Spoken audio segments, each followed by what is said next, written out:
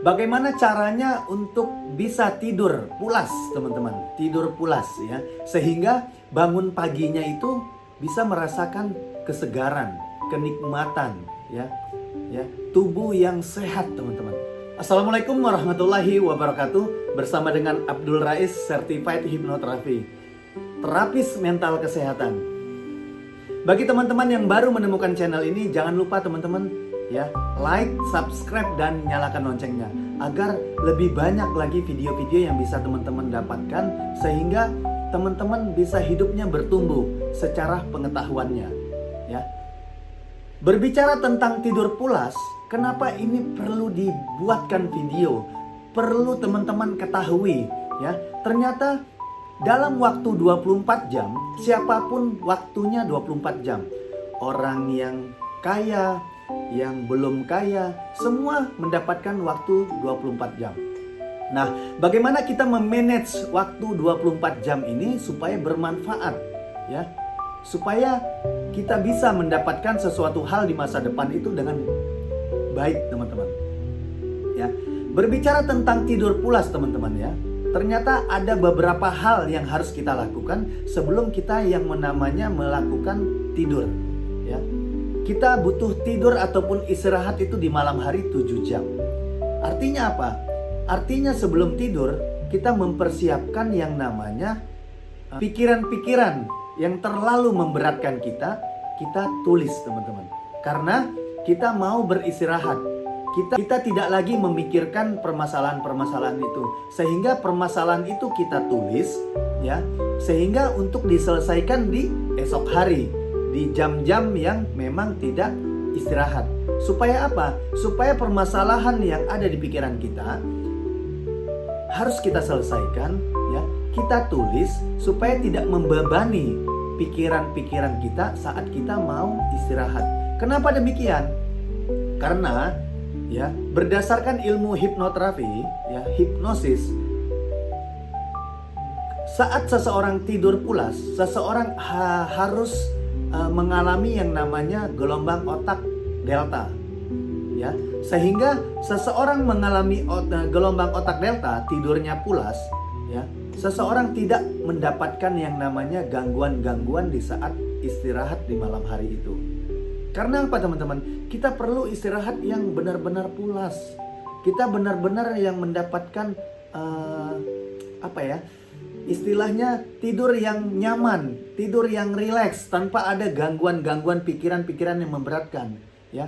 Ada beberapa contoh, ada beberapa kasus dari orang-orang yang private coaching bersama saya. Coach atau bang, kok saya tidurnya kadang-kadang nggak nyaman ya.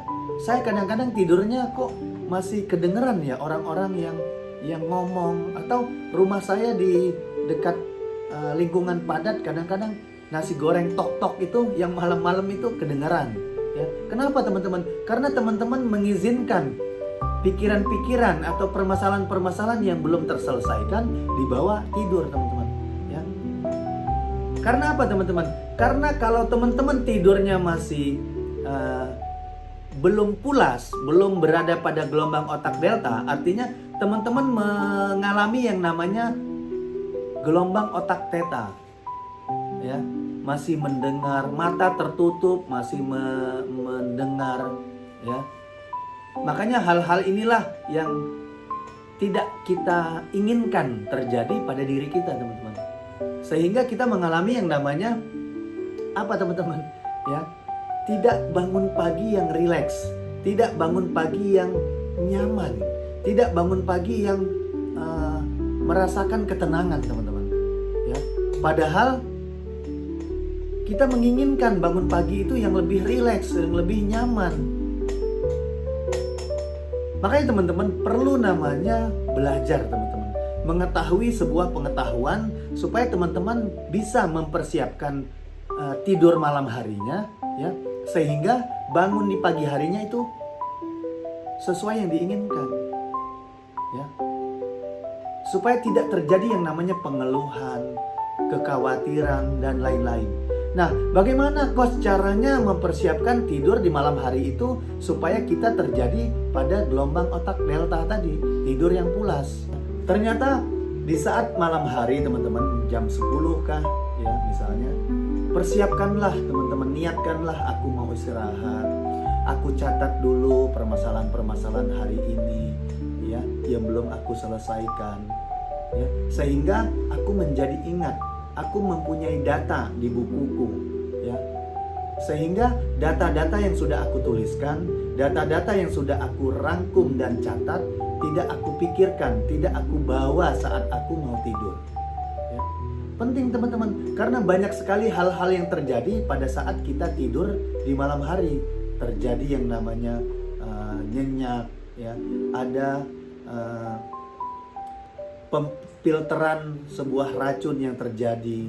Banyak teman-teman ya. Istirahatnya otot-otot atau organ-organ tubuh kita semua ya. Sehingga inilah yang dinamakan kita tidur pada gelombang otak delta teman-teman ya. Kalau ada permasalahan teman-teman ya, cobalah renungkan, catat, sehingga permasalahan ini tidak dibawa tidur ya.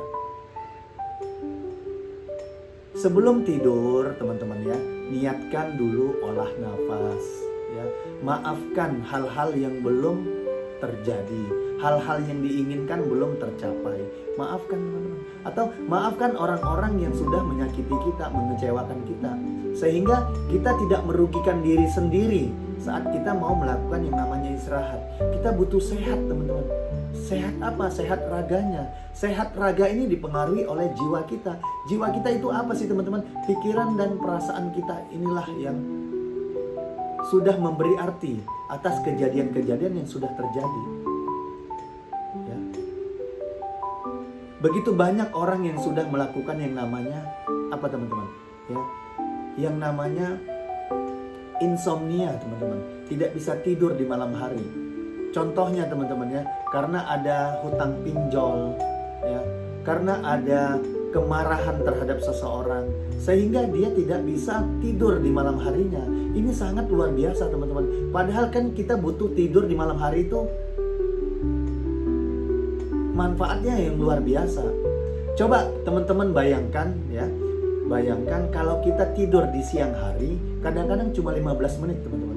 Tapi saat kita terbangun dari 15 menit itu teman-teman, kita merasakan nyaman, sehingga kita bisa melakukan yang namanya stretching ya teman-teman ya.